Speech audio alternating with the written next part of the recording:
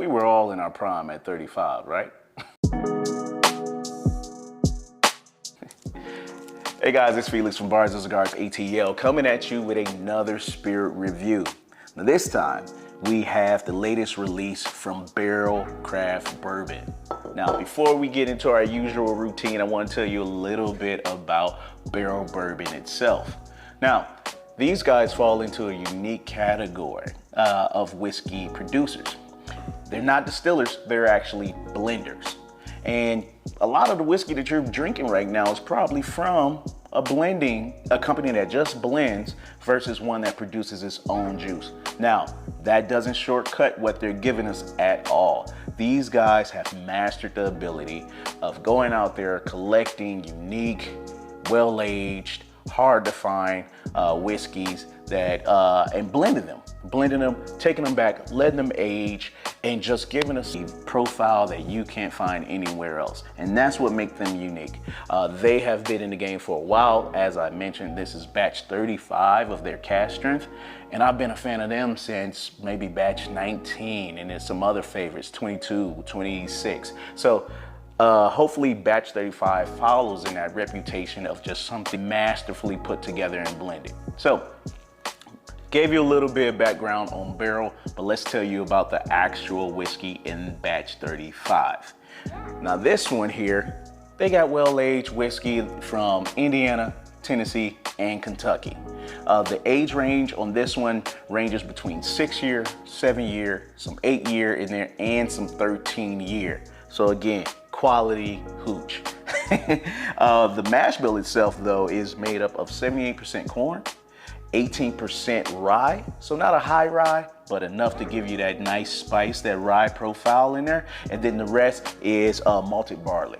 So again, nice makeup, nice blend. Really excited to get into this, and really nice age. So let's see what it is.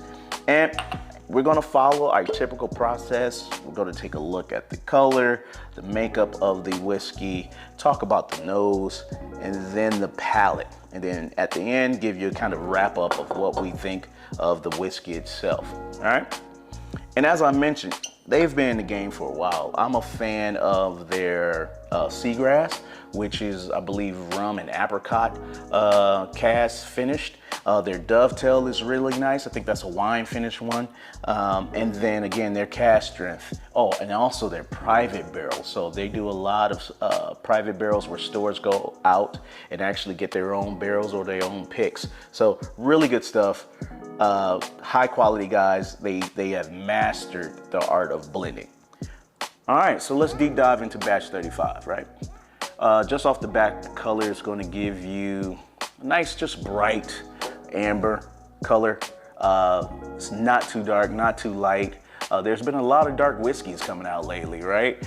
So this is really good to see something that's just nice, bright, but yet you can't pick it up on the camera, but really nice legs, giving you a little bit of oiliness to it, clings to the glass, really nice.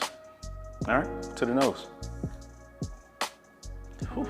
All right, and just to let you guys know, this has been open for just a little bit, maybe a week or so, 2 weeks. So it's been able to air out, but I really haven't been able to like sit down and pay attention to it. So these notes will just be my first couple of notes, but just off of the nose.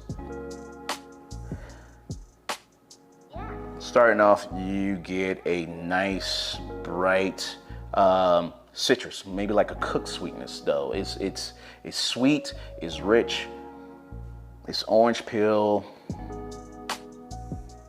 with a little bit of vanilla and I would say cinnamon in there. So if you can imagine, you know, maybe like a creamsicle, but with some tagine on it maybe, or just something with that spice, right? So you get the orange, you get the vanilla, cream, you get a little bit of spice, some cinnamon there, or maybe even better imagery would be a nice warm cinnamon bun with vanilla icing, but then just finished off with some orange zest. So all that orange zest is coming off the aroma. Really nice here. I'm surprised with the age. I'm not getting too much oak. It's not over oaky. It's not funky or anything, but just really, really nice. brightness to it with some sweetness. Okay. All right, well, off to the palate.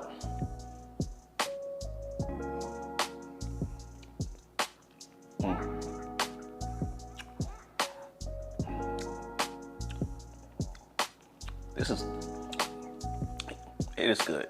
It is really nice. I had to pause there just because it gives you a little bit of everything on the palate.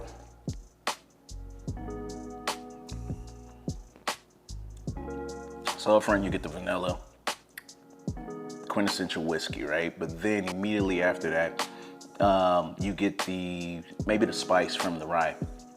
You get that, and it's not, some ryes can be very minty or, sharp. This is more of a pantry or a spice rack type of spice. So you're getting, again, that cinnamon, maybe some nutmeg, clove, and then it finishes off with fruit, that citrus, that orange. A little bit of banana, a little bit of orange, which all kind of plays well. Again, you get the vanilla cream sweetness, you get the spice, and then you get the fruitfulness of it. So really nice. It's all contrast, but plays well together. And just something about sweet fruit and heat that just pairs well together. I don't care how you put it. Another imagery that I had will be,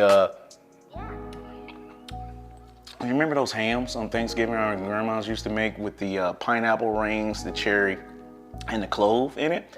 That is the combination that I'm getting here, even more so than the cinnamon roll. It's that fruity sweetness, that cherry is in there on the back end, right back here as it finishes, and then that clove, that spice that's throughout the middle. That actually is a good example of flavor layering that I'm getting here on this whiskey. Really nice.